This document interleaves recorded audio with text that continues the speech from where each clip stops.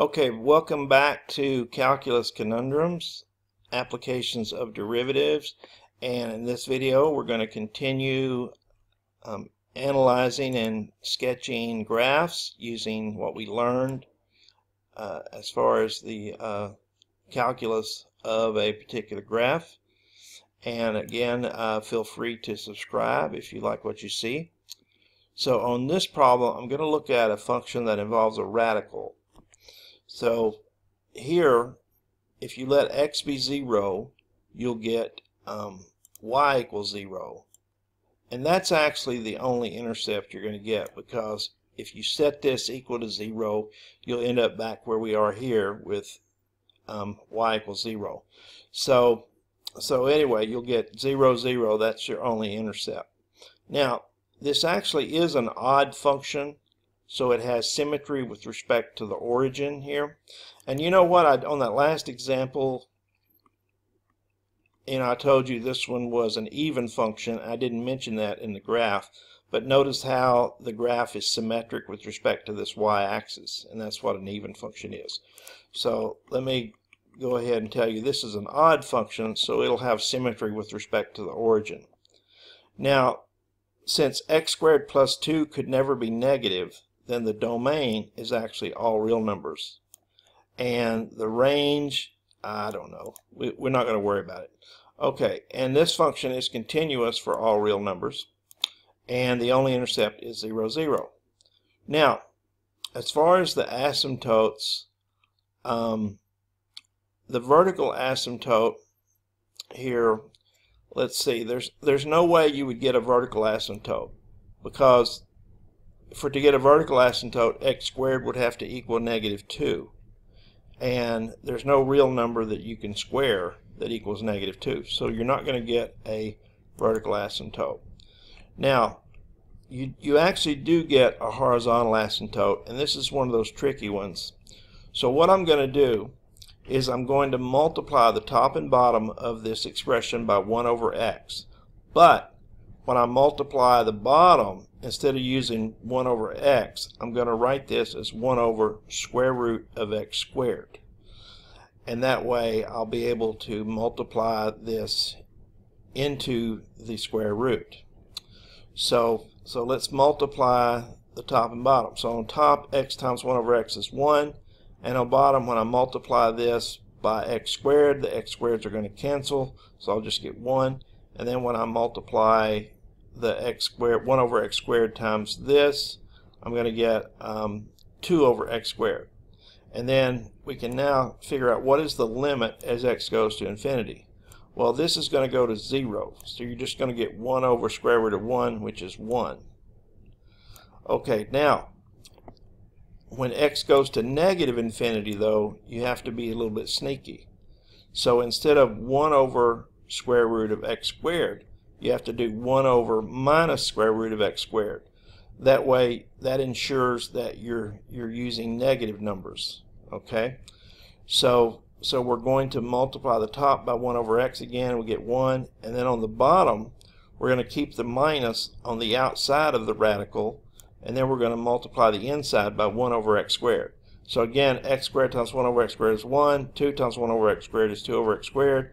And if we let x go to infinity, this term goes to 0 again, but this time I get 1 over minus the square root of 1, which would be -1. So I actually get two different horizontal asymptotes. As x goes to infinity, I get y equal 1, and as x goes to negative infinity, I get y equal -1. Alright, now when I found the derivative of this, so you'll have to find the derivative yourself, but when I found the derivative of this, I got 2 over x squared plus 2 to the 3/2 power. Now, there are no critical numbers here, and there's not even any numbers for the vertical asymptotes. So there's really nothing I can do here. But if you think about this derivative is always going to be positive. And how do I know that? Well, the numerator is positive. And now look at the denominator. X squared is always going to be positive, or 0 is as small as it can be. So x squared plus 2 will always be a positive number. So if you take a positive number, raise it to the 3/2 power, you're going to get a positive number. So the numerator is positive, the denominator is always positive, so this derivative is always positive. Therefore, this function is increasing across its entire domain, and we have no extrema. Now, what about points of inflection? Well, let's go ahead and find the second derivative. The second derivative of this, so find the derivative of this, and you'll get this as the second derivative. Now, the second derivative can be 0 when x is 0, and that's the only possible point of inflection. So now, let's just look at what's happening to the left of 0 and to the right of 0. So pick -1 to the left of 0 and plug it in here, and I'll get a positive up here and a positive down here. So the second derivative is positive. So therefore, the function is concave upward over there. And then from 0 to infinity, I get plug 1 in, and I get that the second derivative is negative if I plug 1 in, so the graph is concave down there. So the graph is concave down on 0 to infinity, and it's concave up on negative infinity to 0. So therefore, at 0, 0, I have a point of inflection. Okay, now, so let's go back to what we know. Pretend like the graph's not there yet.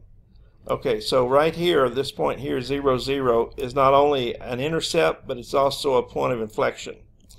Now, let's just talk about as x goes to infinity.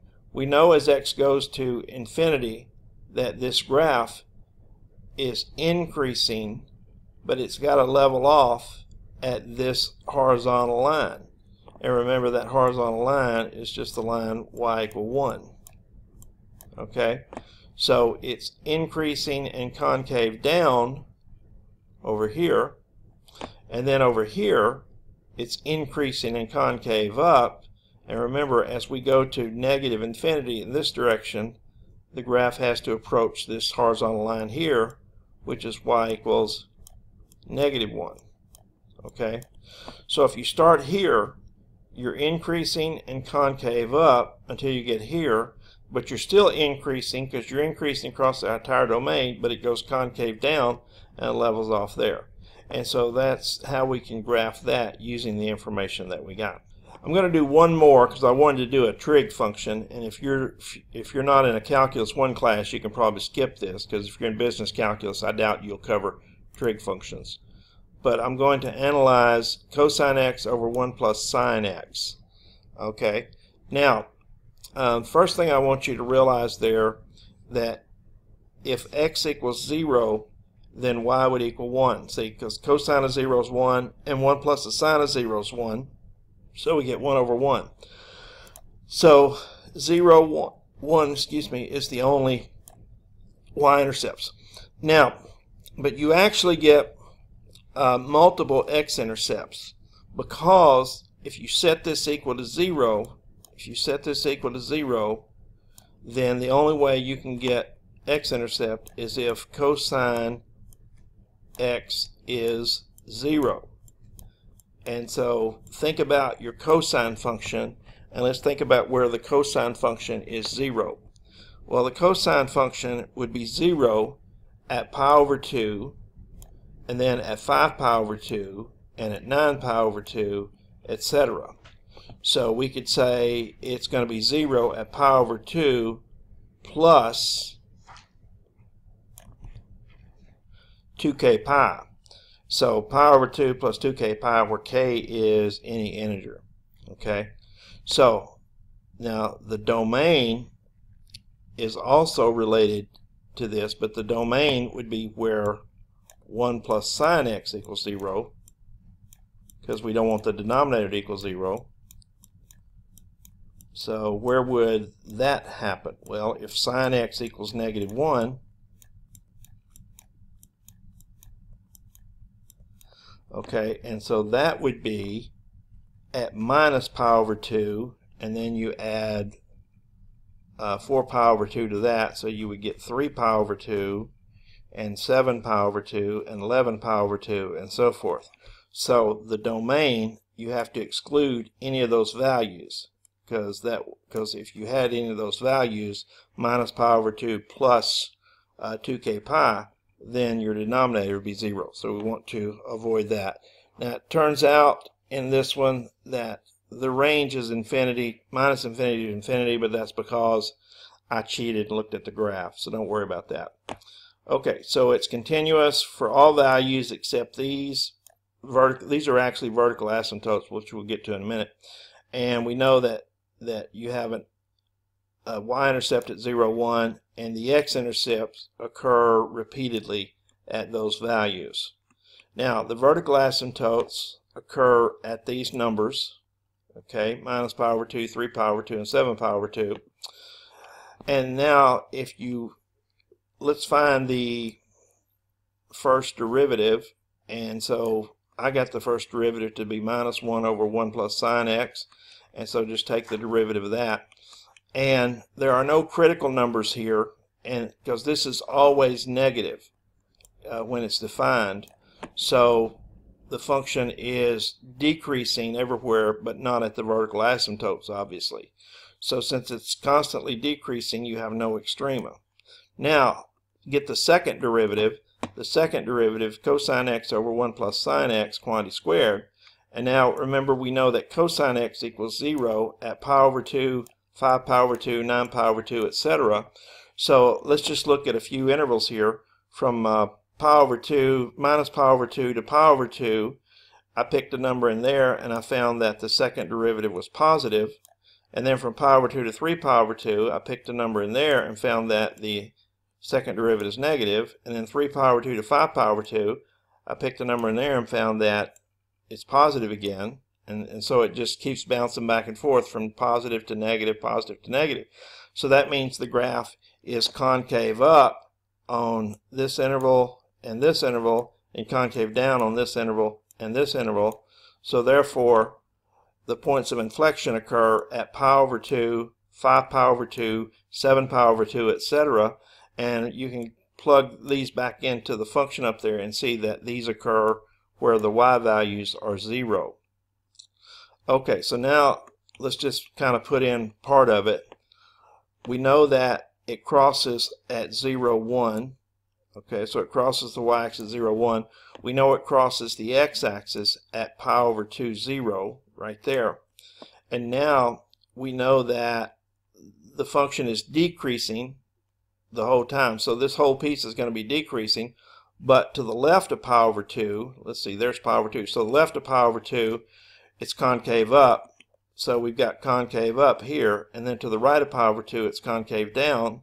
And remember, this is the vertical asymptote here at 3 pi over 2. You have a vertical asymptote. Let me put that in.